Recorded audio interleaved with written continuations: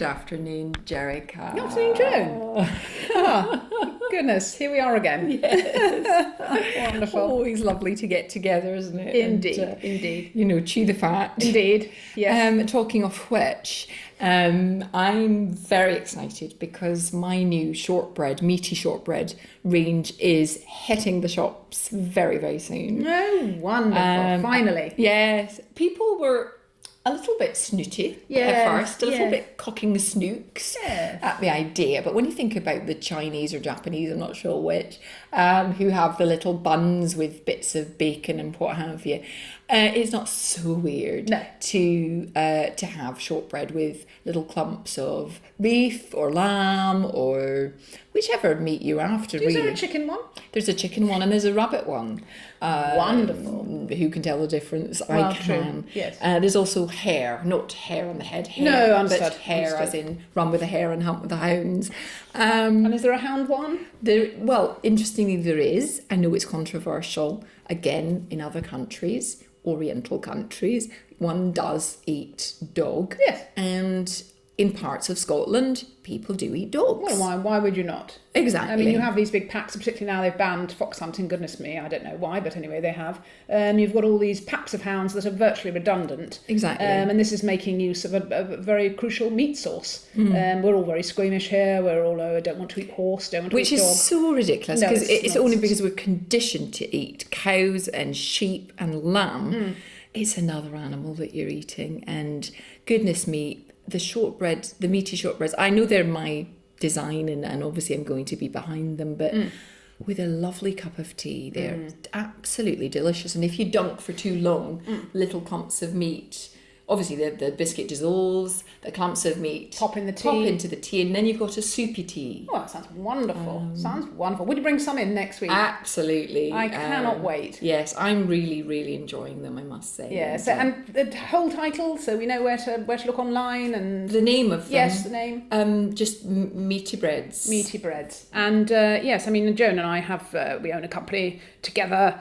So although I haven't been involved particularly in developing this range, I've been very involved with many ranges, the facial creams, the foot rub, the Love Me socks. Not advertising, incidentally, by the way.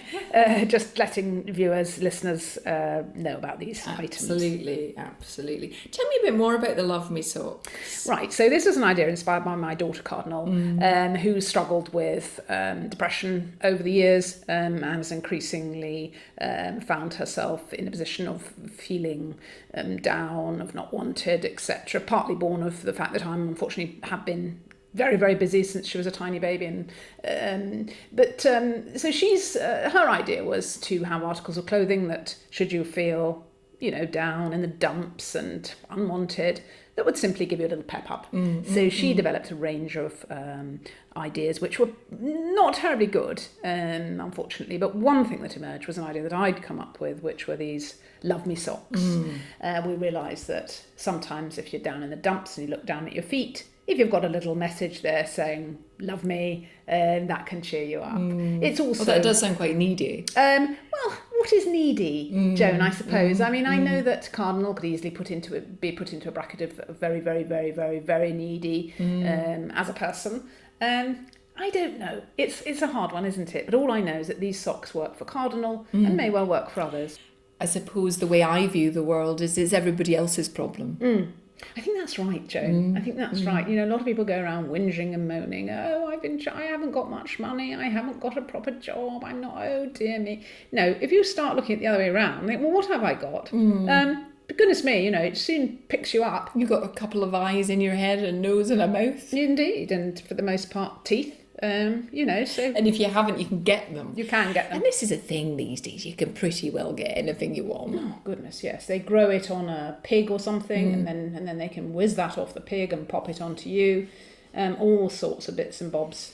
I think eyes are still in development, aren't they? Yes, there's, broadly speaking, you can get eyes developed on pigs, on mice, very successfully done on mice actually, incidentally. But they remain rather small. They were tiny. They've been trying to get bigger mice. They experimented with one where they had a very small mouse and a very large eye that grew on top, but of course the mouse couldn't walk, keeled over and crushed the eye. I think they should be trying bigger animals, perhaps a pig or something. Indeed, yeah. Well, they have done some pig.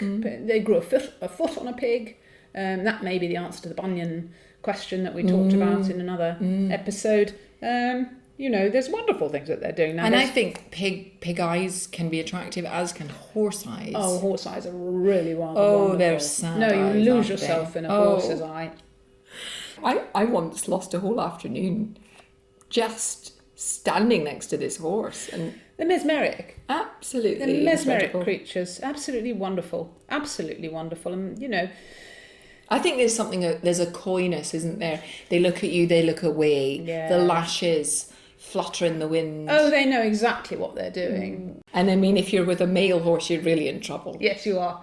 You are. And of course, that rather alluring phallus that these male horses have, both erect and indeed non-erect. Either is stunning. And then it's the veininess across the torso. Yes. And the sort of slight shimmer of sweat. Yes. I mean, I'm just speechless. Yes, it's very overpowering. I think we better move on. I think we had. Oh, goodness. Dear Joan and Jericha, my husband refuses to have actual intercourse with me, but likes to ejaculate over my clothes and says it's his way of showing he loves me. When I had colleagues from work around for dinner, I found him ejaculating into their coat pockets and hats, even my boss's handbag. I just don't know what to do. Jane Merry from Bristol. Oh, that's a nice name, isn't it? Merry. Jane Merry. Yes, that's sweet, isn't it? Very sweet. Right, okay, well, look, there's nothing wrong with this. This is a very common thing. Struggling quite to see the problem here, but I suppose if it's a surprise, the guests are leaving, they popped on a hat and there's some clump of sticky mess in it that perhaps transfers into the hair. Perhaps that's something that would need an explanation. Coat pockets, I don't think anyone's going to notice. People normally have mints in there and all sorts of and old tissues gum. Anyway that are all clumped up together, bits of hair. And so I'm not sure that would really read. Boss's handbag. I suppose man bag, actually, because it's a guy. Oh, it's a guy. I'd be more concerned about that, to be honest. I mean, still, as you say, I don't think it's really going to show up that much. And in terms of Harry Mary actually ejaculating on Jane's clothes, she says, she'll put out a lovely new silk dress to wear for an evening out to the opera. And Harry's, ejaculated over it, stained it. It's very hard to get out of a lot of clothing, as we well know. I've even known people have the skin almost burnt by semen. Yes. Actually, I had a friend who did have that happen to her. She ended up looking a little bit like Seal, with those tribal gouges. Yes. Goodness. Every time her husband tried to ejaculate in her face, which obviously was most mornings. Yes. It would just gouge out these huge burns into her skin. Yes. So it's quite a potent substance, let's be honest. It's very potent, and for some men it's more there's a great deal more acid content than others. The mystery medically for us is that it doesn't burn the inside of the penis, so it only becomes toxic and acidic once it's ejaculated from the end of the urethric channel. When it does become, as you say, toxic and singeing and very potentially very dangerous. And there have been shopping centre attacks where men have ejaculated over women and children deliberately to cause injury. A bit like throwing acid in the face. Very much in line with the acid attacks. And in fact, often you'll find on the news they do say acid attacks, and this is what they actually mean. Yes. Because it's a delicate matter and one that discomforting for some members of the public. One of the things that I have learned over the years, and again I go back to the experiments that have been done on rats and water dogs, where they've discovered that these acidic poffits, as they're called, the ejaculate becomes increasingly acidic, is often to do with what's being eaten. Yes, absolutely. Well, this is an old one, isn't it? When we were younger and people would discuss giving a chap, fellatio, and then you're swallowing all the semen. Milkshake. What flavour is it going to be in relation to what he's eaten? Indeed, absolutely. So it's pesto, particularly very strong. Beetroot will colour it. Different foods. I would say, Jane, look at what you're cooking him. It may well be that you're the root of this problem. As you say, it's not going to do any harm. Ejaculating into coat pockets, hats, bags, you'll simply get a crusty white or almost delicate see-through. Sometimes yellow. Occasionally a little bit yellowy. My first husband's semen was yellow. Was it? I mean, it can occasionally become, if it's a bluey colour, that can be cause for concern. You need to get that checked out. A brown semen is a bit of a problem. Yes, you don't want brown semen. You don't want brown semen. It may not be semen. That's the other possibility. Right. So it may be that your husband's telling you it's semen and it's not. Gosh, and you don't really want, as a woman, to have fecal semen coming up. But it's not to be confused with the brown semen that can come about when men have flu or depression. That's it.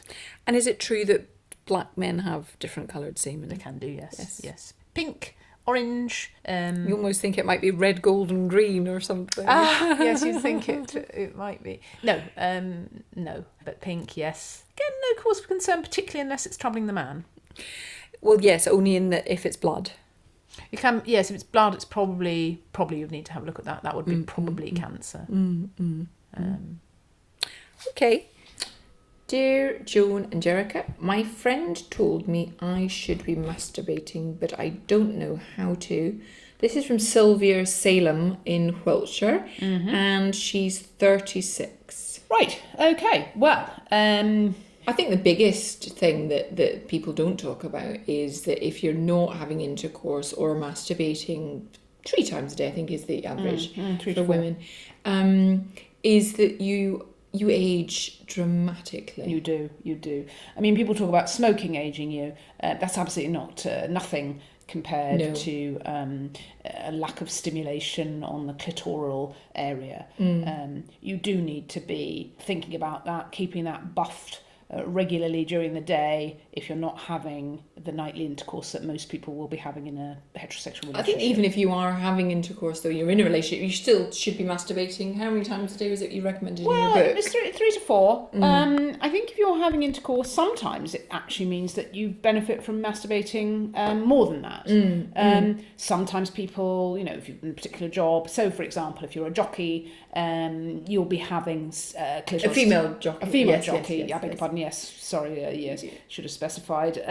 You'll be having, or indeed involved in stable work of any kind really, that you'll be having clitoral stimulation just as a matter of course during the day. Even the trousers are quite tight, aren't they? Trousers are tight, and as you walk along that can stimulate that area, get the blood flow pushed in and get all that perky. And it also depends on the type of clitoris you have. Yes. If it's hidden away, you're going to need a bit more... you're going to need a bike seat that's a bit ridgy and going up there. Or if you have the type of clitoris that's dangling out and into your trousers. So it's easier. Yes. Although it can get quite dusty and caught. Can get dusty, caught and ripped if you're not terribly careful. I mean, one tip that I was told many years ago by a designer friend was that if you do have a hidden, what we call a tweaked up clitoris, that you're better off buying jeans with a much thicker seam. You can get, if you look in shops, you can see that sometimes they'll make the seam very, very, very flat. If you look for those bulky seams, and this is in cheaper stores, often you'll find the bulky seams, Tesco or Sainsbury's clothing range. Georgia Asda is very good. They have very, very bulky seams. They're very thoughtful. And those can move you around during the day if you haven't got your Chinese balls. And we've talked about, obviously, a condition that can happen far more than people realise in later life with the clitoris falling off. Yes. The deterioration and ultimate... It's just like teeth falling out, isn't it? It's just an aging thing. Yes. It's like gum disease. Yes, sort of gingivitis of that region. Yeah, indeed. Which can actually happen if you don't do enough down there. Exactly. Isn't it? I mean, it makes sense, doesn't it? You've got when you do your teeth, and increasingly we're asked to use these little incidental brushes and the flossing. What's the clitoral flossing that you recommend? Yes, so you want a wider tape. You want a sort of, double-sided sellotape. Will do it, or masking tape. As when your hygienist says to you, get the floss in between your teeth, and then just get the floss right down under the cape of the gum. Similarly, you want to be getting the tape under the clitoral cape, and give it a good old rub. You can find pockets of all sorts of bacteria get ingrained, and that will lead to this clitoral gingivitis or clitoritis. And that can cause havoc with the clitoris, both in young and older women, incidentally. And the clitoremeritis, which I know is a slight development of the clitoritis. Yes. With the clitoremeritis, that's a cheesiness, isn't it? A sort of collection that's what we call a chronic condition, where you get a chronic cheesy clitoritis. It's the halitosis of the vagina, really. Indeed. Most of it emitting. But, people worry about the vaginal opening and the wafts and whiffs that can come from that area, the sex chimney, as some people call it. But it's actually that upper region, that upper part of the vagina, the clitoral area, that gets really whiffy. Yes, absolutely. I think people don't realise this. There's a lot of anxiety around that sex chimney.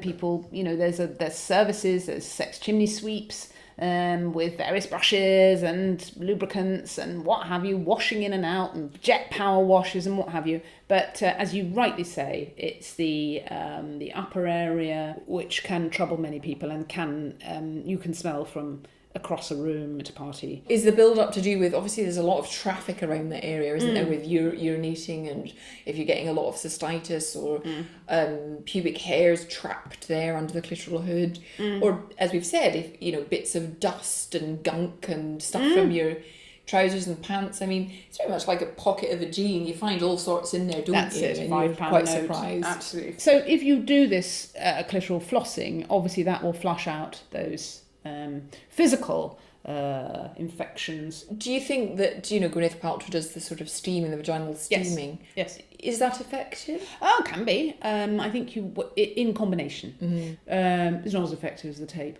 No. Okay. If you're worried, see your doctor. Dear Joan and Jericha, my fiancé and I are madly in love. Oh, that's nice. So sweet to hear. However, he said he had something to tell me, and has revealed that once a week he goes to an adult baby group where he and other grown men dress in nappies, are fed milk, and are put in cots to sleep. Annabel Clark, Broadstairs.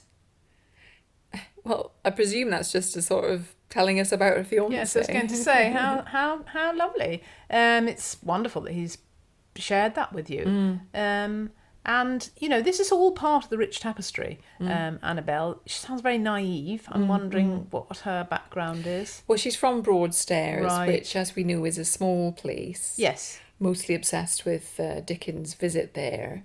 Yes. And brief time of dwelling there. Yes. Seemingly in almost every property, when you go down, there's a little plaque all over the place. Yes. So in that respect, she'll have had little more to do than go to an arcade or paddle about in the murky grey waters of Broadstairs. So yes, it's possible that she doesn't realise that what her fiancé is doing is very nice, Very normal. And very, very sexy. He sounds like a very sexy guy. Is there a picture of him in his baby gear? There is. Ah, look at that. Yes. You see, I mean, it's not all innocence and baby milk, is it? You can see he's got a very big erection in that nappy. And that's, there's nothing wrong with that. No. He's quite a plump guy, isn't he? He's plump, he's round, he's cuddly, there's lots to get hold of. And it looks like he's got he's a well-sized guy. He's I think that's the thing, isn't it? I mean, as you know, I've always gone for very muscular men, toned, buff men. But I think if you're going to go roly-poly, as long as they're quite well endowed, that's quite nice. He's the type of guy who can carry that sort of weight because of his eyes. He's got a twinkle. Yes. He's probably got a good sense of humour. Yes, and it's quite fun to get hold of a pair of moobs, ring the changes a little bit. That can be very sexy, I think. I suppose my question is, why doesn't she know about this group already? She's been going around with her eyes shut. I would think so. By the look of her in her picture. Goodness. She looks like she's not especially bright. No. I didn't think Dorothy Perkins is that still operating? Oh, well, I would think in Broadstairs. Oh, yes. Yes. Well, obviously time for us, sadly. We never want to stop, but we have to. But where are you off to now, Jericha? I know you've always got a bit of absolutely rammer-jammed diary. I am always rammer-jammed, as you say, Joan. I'm just about to... Well, I've got an appointment for some tattoo, contouring tattoo work, mainly on the face, but also on the body. I booked in to have that done near where I live. And what are you having? Is it to give you muscular definition? It's boob, both. It's boob shaping. It's well, you can have the whole body done. I'm having it done in stages because it's very painful. You bleed quite a lot. It's a hefty burning sensation when you first have these tattoos done. The gentleman who I'm talking to, who's from Guatemala, has offered to do an overhaul of my face, and he's suggesting some colourings and shapings. I think that's lovely. I really do. Yes, I mean, the other thing is you don't have to bother with blusher so much. And, who's got time? I think if you have this done, you're done and dusted, aren't you? That's it's just the recovery is quite lengthy. That's it. And, I'll have to go around with a gauze covering on my face. But, I mean, the people in London now are covering their faces for all sorts of reasons, aren't they? And I think no one's going to bat an eyelid. No one bats an eyelid these days, do they? Anything goes, rather. I think it's a lovely thing, and be very keen to see it, particularly on the body. Yes, indeed. Because I was looking into the Brazilian butt lift, in that I felt my bottom was, as you say, going south a little bit and losing some of that impact. Indeed, yes. And I think... that's so much your trademark. Absolutely, is impact. You want to be a person that walks into a room and people move out the way for you. Indeed. So I am making very, very big inroads into considering that. Yes, I think thoroughly recommend. I mean, whether it's needed now or in a few years' time, there's no harm in doing the homework. No, but probably have it sooner rather than later. Indeed. Because if you suddenly appear with a giant bottom, you've got to come up with some good excuses as to where it came from. That's absolutely true. Yes, absolutely true. Well, have a wonderful, wonderful rest of the day. You too. Thank you.